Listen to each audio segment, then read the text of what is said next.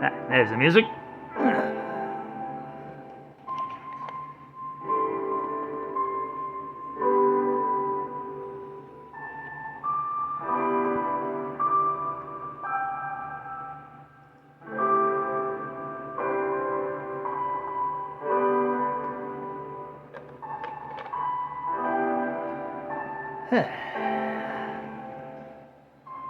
No matter how grayscale I make it, you can still kind of see the golden liquid there.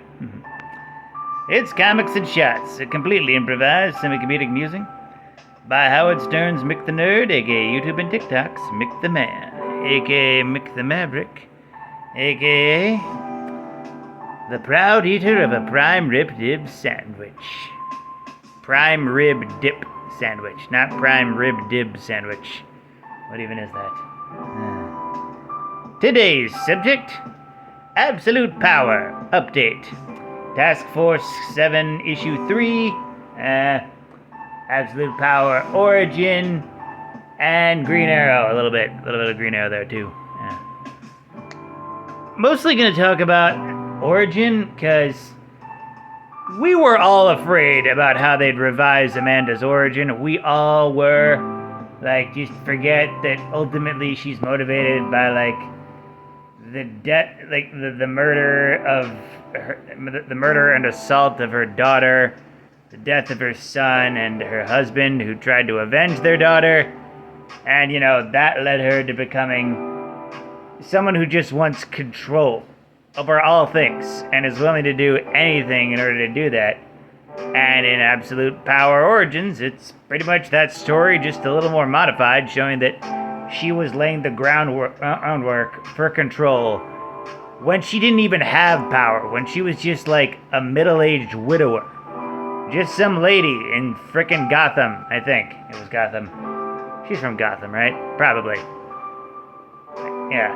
And laying the groundwork for her rise to power and ultimately blaming superheroes and vigilantes for what happened to her family, but kind of missing the point solely due to trauma. She's also a little bit similar to the Punisher, because it feels like both she and the Punisher at sometimes merely use the death of their families as an excuse to do horrible things, rather than actually avenging them. Sometimes that feels like that, but at the end of the day, both characters just want order, They want logic in the universe. Amanda wants complete order at all costs, no matter who she screws over, like poor Chunk, who died. Also, Peacemaker killed his son, too. Ugh. Frickin' modern Peacemaker. Comic version, I mean. I love the show version, but comic version is just such a lapdog.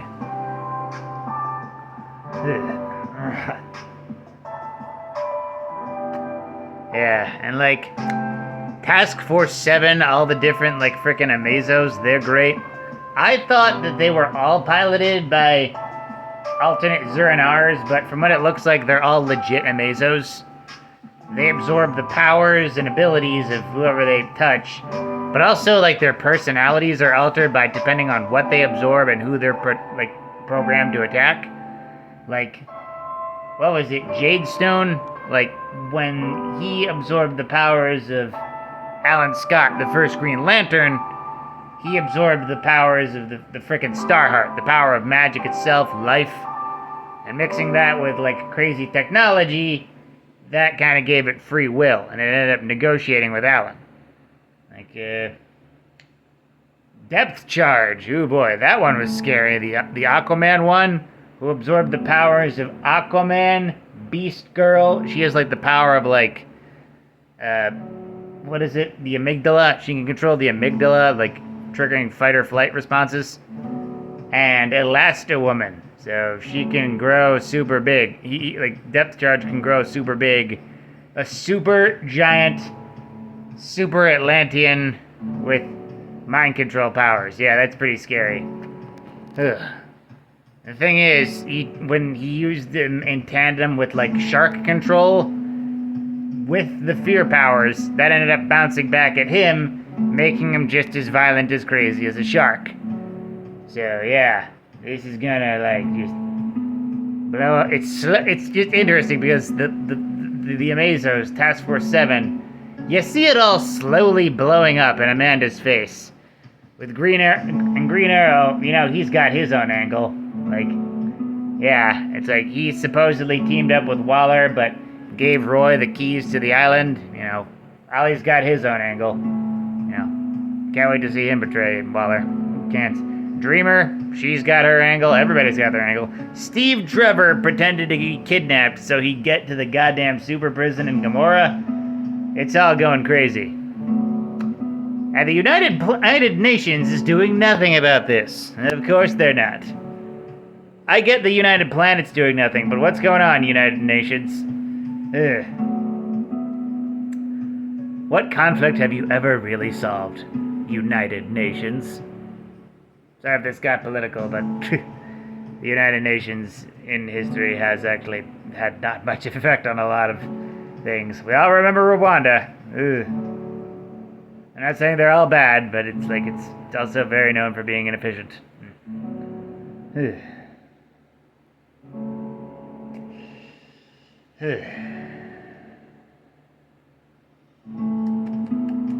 Yeah, and like the whole point of absolute power is just absolute power corrupting absolutely, and like Amanda, in her fear of like order, doesn't see that she's become as bad as the superheroes.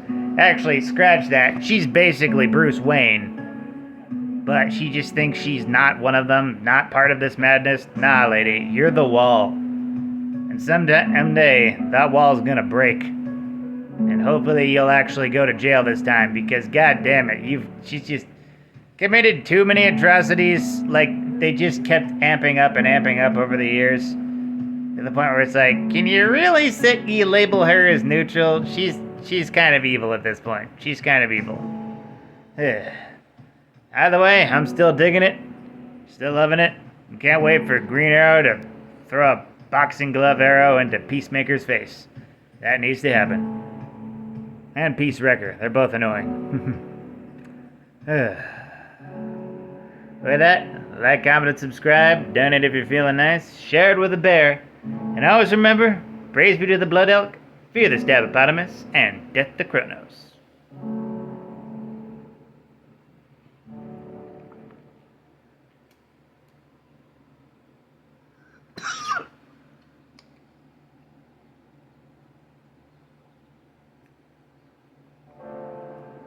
Whew.